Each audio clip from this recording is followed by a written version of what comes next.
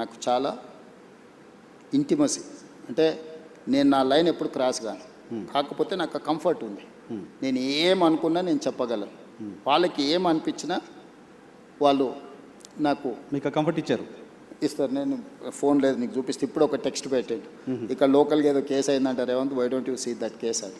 అంటే తెలంగాణలో జరిగే చిన్న సంఘటన కూడా రాహుల్ గాంధీ గారు ముఖ్యమంత్రి గారికి అదేదో చూడు అని అడ్వైజ్ చేసేంత మా కమ్యూనికేషన్ ఉంది. సో గాంధీ కుటుంబంలో కాంగ్రెస్ పాలిటిక్స్ గట్టిగా ఒక 1 decade కూడా కాల మీరు కాంగ్రెస్ పార్టీలో 2017 కదా, 17 ఈ 9 yearsలో ఎలా తెలుసుకోగలిగారు? అది అదే చెప్తున్నాను నర్సింగ్. నేను 2007లో టీడీపీలో జాయిన్ అయినా, 2017లో బయటకు వచ్చాను. నేను ఉన్నది 10 సంవత్సరాలే కదా. ఈ రోజుకైనా చంద్రబాబు నాయుడు గారు ఆయన దగ్గర ఉన్న సొంత నాయకుల కంటే కూడా నన్ను గౌరవిస్తాడా లేదా? వెళ్ళిపోయినాక కూడా ఎందుకు? నార్మల్గా వెళ్ళిపోయిన తర్వాత ఒక పార్టీని వదిలి ఇంకో పార్టీలకు పోయినా, ఒక నాయకుడిని వదిలి ఇంకొక నాయకుడి దగ్గరికి పోయినా వాళ్ళ మధ్యలో సంబంధాలు సత్సంబంధాలు ఉండగా ఎప్పుడైనా చూసినాం ఈ దేశ రాజకీయాలలో? ఎక్కడైనా కానీ చంద్రబాబు నాయుడు గారికి నేను ఎదురుపడ్డప్పుడు ఆయన కళ్ళల్లో ఏం కనిపిస్తుంది ఒకసారి చూడు. డెఫినెట్గా ప్రేమగా చూస్తారు. నా పట్ల గౌరవం ప్రేమ అనేది ఉంది కదా. That is what my conviction. నేను ఒక నాయకుడితో పనిచేస్తే 100% ఆ నాయకుడితో నిలబడతా.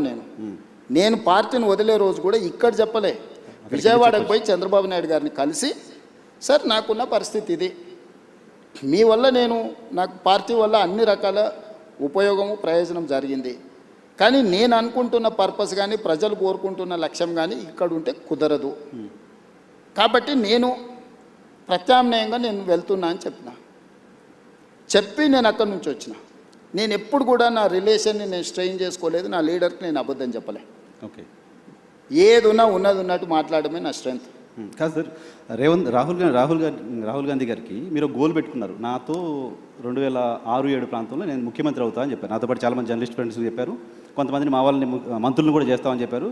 మంత్రులను చేయలేదు కానీ చాలామంది మా జర్నలిస్ట్ ఫ్రెండ్స్కి అవకాశాలు కల్పించారు. Thank you. సో మీరు రాహుల్ గాంధీ గారికి చెప్పొచ్చు కదా, ఆయన కూడా గోల్ పెట్టుకొని నేను ప్రధానమంత్రి కావాలని గోల్ ఉందా అసలు? ఆయనకి ఆ గోల్ పెట్టుకున్నారు, దానికోసం పనిచేస్తున్నారు. రాహుల్ గాంధీ గారికి చాలాసార్లు చెప్తున్నా, కాంగ్రెస్ని అధికారంలోకి తేవాలనే గోల్ ఉంది ఆయన, కానీ ఆయన ప్రధానమంత్రి కావాలనే దాని మీద ఆయన కోరిక లేదు. గోల్ ఉంటేనే కదా దానికోసం. నేను చాలాసార్లు మొన్న మా చింతన్ శిబిర్ ఇక్కడనే రాజ్ ఠాకూర్ జిల్లా ప్రెసిడెంట్ ఉన్నాడు కదా, మొన్న మా చింతన్ శిబిర్ జిల్లా అధ్యక్షుల ట్రైనింగ్ జరిగింది ఆంధ్రప్రదేశ్ తెలంగాణ వికారాబాద్లో. నేను లోపల ఏం మాట్లాడినో ఎవరైనా వినుంటారు, నువ్వు అడుగు అంటే నాకు ఆయనకు జరిగిన డిస్కషన్ థాట్ లోపల ఉన్నప్పుడు కదా దానికోసం చెప్పించి ఒప్పించిన. మొదటిసారి రాహుల్ గాంధీ వచ్చేసారి నేను ప్రధానమంత్రి పదవికి పోటీ పడతాను, నేను బాధ్యత తీసుకుంటా అని చెప్పి మొదటిసారి రాహుల్ గాంధీ గారిని అధికారికంగా ఎస్ అని నేనే అనిపించిన. ఓకే, నేను చెప్పిన క్లియర్గా ప్రజలు ఇప్పుడు జెన్జీ ఇప్పుడున్న జనరేషన్, నేను ఆయనకు చెప్తా ఆయన నీకు చేస్తాడంటే ఎవరు నమ్మడం లేదు, వినడం లేదు. నువ్వేం చేస్తావో, నీ కమిట్మెంట్ ఏంది, నువ్వేం చేయదలుచుకుంటావో నువ్వు డైరెక్ట్గా చెప్పమంటారు. ఇప్పుడున్న పాలిటిక్స్ను నేను స్విగ్గీతో పోలుస్తాను. ఇప్పుడు జనాలు విత్-ఇన్ మినిట్స్ డెలివరీ కావాలని కోరుకుంటున్నారు. పొద్దున ఆర్డర్ ఇస్తే రాత్రికి వచ్చే దాని మీద లేరు జనాలు, కావాలి కొత్త ఆర్డర్ రెడీగా ఉంటారు. సో స్విగ్గీ పాలిటిక్స్లో ఈరోజు నువ్వు ఎట్లా పర్ఫామ్ చేస్తావు అనే దాని మీదనే ఆధారపడి ఉంటుంది.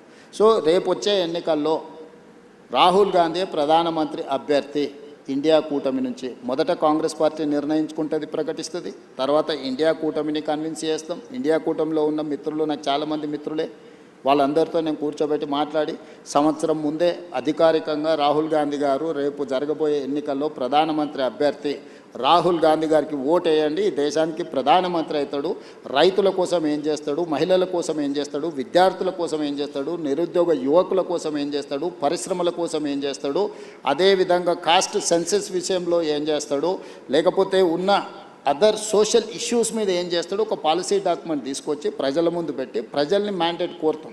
ఓకే సార్, మీరు ఇప్పుడు ఆంధ్రప్రదేశ్లో కాంగ్రెస్ పార్టీ చివరి ముఖ్యమంత్రి, తెలంగాణ వచ్చిన తర్వాత మీరు మొదటి ముఖ్యమంత్రి. కాంగ్రెస్ పార్టీ ముఖ్యమంత్రులకి ఎవరికీ లేని ఒక ప్రివిలేజ్ కనపడుతుంది. మీరు సౌత్ ఇండియాలో కాంగ్రెస్ పార్టీకి సంబంధించిన ఫేస్గా కనపడుతున్నారు. కేరళ ఎలక్షన్లో క్యాంపెయిన్గా చేయడం కావచ్చు, తమిళనాడు వెళ్ళి అక్కడ మీటింగ్స్ అటెండ్ చేయడం కావచ్చు. సో సిద్ధరామయ్య కంటే కూడా సౌత్ ఇండియాలో ఉన్న కాంగ్రెస్ ముఖ్యమంత్రులు మీరు ఎక్కువ పాపులర్గా కనపడుతున్నారు.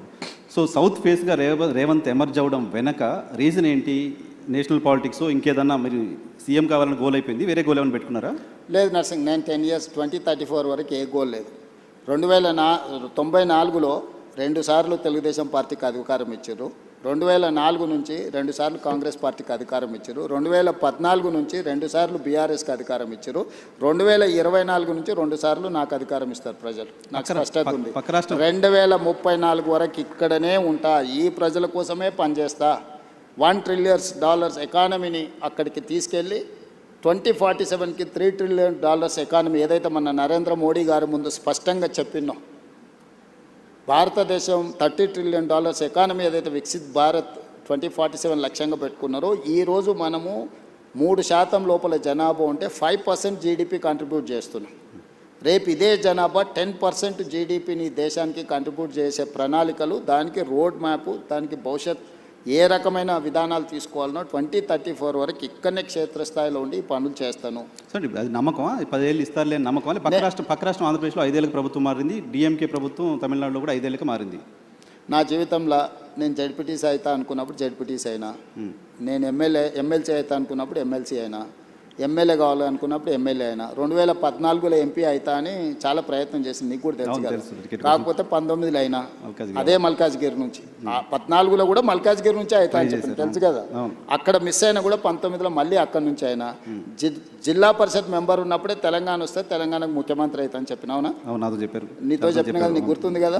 ఆ రోజు రాజశేఖర రెడ్డి గారు, చంద్రబాబు నాయుడు గారు నాయకత్వం ముందు తెలంగాణ ఎక్కడి నుంచి వస్తుందా, పిచ్చి భ్రమలని మాట్లాడిన వాళ్ళు కూడా ఉండరు కదా. వచ్చింది కదా, వచ్చిన తెలంగాణకు ముఖ్యమంత్రి అయినా కదా. ఈ రోజు కూడా నేను చెప్తున్నా 34 వరకు నేను ఉంటా. Confidence sir? నేను ఈరోజు నీ ముందర చెప్పిపోతున్నావు, నువ్వు దాచిపెట్టుకో. 34 తర్వాత నేను జాతీయ రాజకీయాల వైపు పోయినప్పుడు ఆ రోజు వచ్చి నువ్వు అడుగు. నువ్వు ఆ రోజు చెప్పి 34 వరకు ఇక్కడ 34 వరకు స్టేట్ పాలిటిక్స్. 34లో గెలిస్తే కూడా రేవంత్ రెడ్డి సీఎంగా ఉండరు, వెళ్ళిపోతారు. 34 తర్వాత మొత్తం 100% సీట్లు గెలిపించి కాంగ్రెస్కి అధికారం ఇచ్చినా కూడా నేను ముఖ్యమంత్రి పదవి తీసుకోను. నేను తర్వాతి తరానికి బదిలీ. చాలా పెద్ద స్టేట్మెంట్ ఇస్తున్నారు సార్. పెద్ద స్టేట్మెంట్ నీకు చెప్తున్నా, అందుకే నీకు చెప్పాలని నీకు చెప్తున్నా. ఓకే, ఎందుకంటే నీకు ముఖ్యమంత్రి అని చెప్పిన రోజు నువ్వు ఆశ్చర్యపోయినావు, అది ఎట్లా సాధ్యం, జడ్పీటీసీ ముఖ్యమంత్రి అవుతాడా అని. ఆశ్చర్యం పోలే, మేము అనుకున్నాం కదా, మాట్లాడుకున్నాం చాలా సందర్భాల్లో. రోజు ఎవరైనా ఒక జడ్పీటీసీ ఇండిపెండెంట్గా గెలిచి రాష్ట్రం వస్తే నేను ముఖ్యమంత్రి అవుతా అంటే ఎవరైనా నమ్ముతారా? నమ్మరు కదా. సో ఇది నోట్ చేసి పెట్టుకోవచ్చు. 34 తర్వాత రేవంత్ రెడ్డి తెలంగాణ. నేను ఈరోజు మాట్లాడే ప్రతి మాట నువ్వు దాచిపెట్టుకోని లైబ్రరీలో, నీకు అవసరమైనప్పుడల్లా చూసుకో. ఓకే, నేను ఈరోజు చెప్తున్నా 34 వరకు నేను ముఖ్యమంత్రిగా. 34 తర్వాత పార్టీ ఎవరిని చేస్తే వాళ్ళని ముఖ్యమంత్రిని చేస్తాను, నేను గాను. అవకాశం ఇస్తే కూడా మీరు నేను తీసుకోను, నాకు చాలా, నాకు తెలుసు నా లైఫ్. జాతి దేశం చాలా విశాలంగా ఉంది, దేశానికి కూడా సేవలు అందిస్తా. జాతీయ స్థాయిలో నేను నా అనుభవాన్ని దేశం కోసం పంచుతా. నాకు దేశం పట్ల భక్తి ఉంది. నేను ముందే మన మోడీ గారి ముందర చెప్పిన, పైలా దేశ్ దూసరా జనతా తీసరా దల్, అంటే మొదట దేశము, తర్వాత ప్రజలు, తర్వాత పార్టీ, తర్వాత నేను. సో నాకు ఒక స్పష్టత ఉంది, ఈ స్పష్టతలోనే ఇక్కడి వరకు వచ్చిన. సో మీరు నాకు 2006లో జడ్పీటీసీగా ఉన్నప్పుడు ముఖ్యమంత్రి అవుతా అని చెప్పారు. ఇప్పుడు ముఖ్యమంత్రిగా ఉన్నారు, జాతీయ రాజకీయాల్లోకి వెళ్తా అని చెప్తున్నారు. జాతీయ రాజకీయాల్లో ఏ చైర్ కోరుతున్నారు, ఏ చైర్ కోసం అనుకుంటున్నారు? రాహుల్ గాంధీని ప్రధానమంత్రిగా కూర్చోబెట్టి ఆ తర్వాత ఏ చైర్ ఇస్తే ఆ చైర్లో కూర్చుంటా.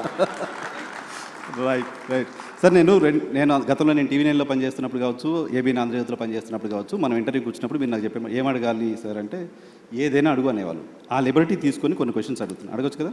Done, thank you. తెలంగాణకు సంబంధించి, హైదరాబాద్కు సంబంధించి సినిమా ఇండస్ట్రీ ఎందుకు రేవంత్ రెడ్డి పట్ల నెగిటివ్గా ఉందా, లేకపోతే రేవంత్ రెడ్డి సినిమా ఇండస్ట్రీ పట్ల నెగిటివ్గా ఉన్నారా అలాంటి ఒక ఇంప్రెషన్ బయట సొసైటీలో ఉంది. రీజన్ ఏంటో తెలియదు, మీరు చెప్పాలి. దాంతోపాటు తెలుగు సినిమా ఇండస్ట్రీ ఏమో అంటిముట్టినట్టుగా ఉంటుంది. బాలీవుడ్ మొత్తం ఇంటికి వస్తుంది. అమితాబ్ బచ్చన్ వస్తున్నారు, ఆయన ఎవరు ఇంకా సల్మాన్ ఖాన్ వస్తున్నారు, అజయ్ దేవ్గన్ వస్తున్నారు, బాలీవుడ్ అంతా వస్తుంది. తెలుగు సినిమా ఇండస్ట్రీతో ఎందుకు డిటాచ్మెంట్ ఉంది మీకు? నాకు డిటాచ్మెంట్ ఏం లేదు, నాకు ఎక్కువ వివరాలు తెలుసు కాబట్టి కొంతమంది నా దగ్గరకు వచ్చి వేరే చెప్పలేరు.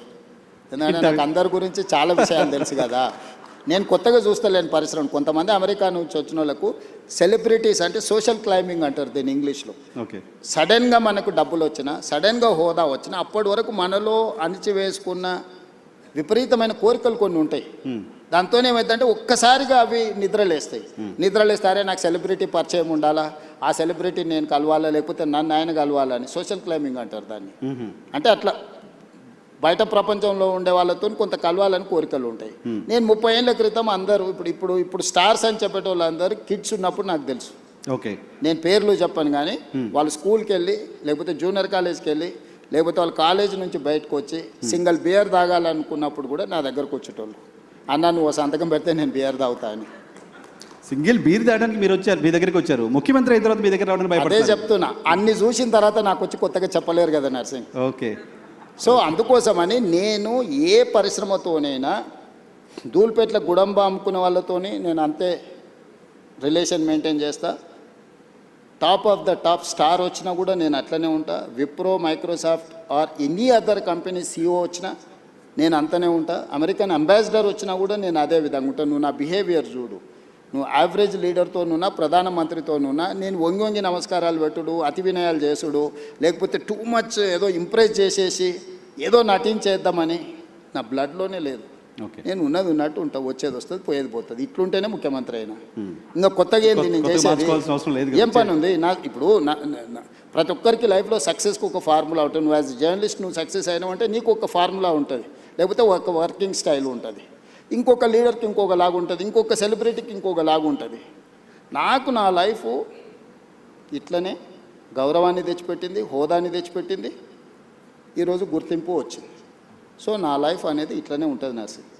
ఇందులో నేను అనేది టాలీవుడ్, బాలీవుడ్ కాదు, హాలీవుడ్ కూడా హైదరాబాద్లో షూటింగ్ జరగాలి, ఇండస్ట్రీని ఆ విధంగా తీసుకెళ్లాలని నేను ప్రయత్నం చేస్తున్నా. అందుకే ఈరోజు నెట్ఫ్లిక్స్ కానీ వీటన్నిటిని కూడా మనం ఇక్కడికి తీసుకొచ్చినాం.